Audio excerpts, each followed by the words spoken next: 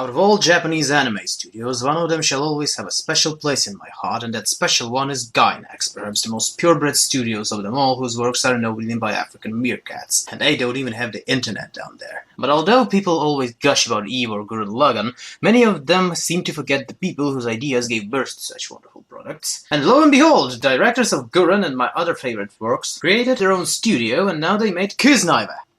Yep. Kiznaiver tells us a story about a schoolboy named Katsuhira Agata, an emotionless and at first spineless wimp who still lives only because of his childhood friend Chidori, who literally wants to dry hump him since the first episode. Then he meets the local Dr. Frankenstein, who forces him, Chidori, and a bunch of other colorful characters to participate in an experiment, and you see where I'm going with it, do you? Yeah, the series isn't the most original out there, as well as the characters. Thankfully, it can get a good story and show its characters in a unique and original way, right?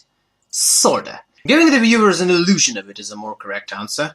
A good illusion, yet it breaks the moment you simply stop and think about it for a moment. None of the big revelations ever influence neither characters' relationships or the viewer's understanding of their personalities. Even more, an observant viewer will guess what and why it will happen a few episodes before the show itself. The main shtick of the whole experiment, the creation of empathy between characters, though plays its part in the narrative, disappears as if it wasn't really there to begin with. Essentially, I can sum up my experience with the whole series in these words: predictable yet solid. The graphics are superb, as well as the music, from classic Japanese English in the opening to the funky electro in the character's theme, but considering the previous works of the studio and the people involved, it doesn't come out as something unusual and was to be expected, really. Kiznaiver is an anime created solely for the Western viewer. It has everything from which your average 20-30-year-old American weeaboo will ejaculate rainbows. Here's a bit of Evangelion, a bit of Gurren Lagann, a bit of Furikuri, a bit of Ergo Proxy, and the list goes on. And it's not a bad thing, I would say quite the opposite, yet in the end of the day, the viewer will be satisfied with what he saw,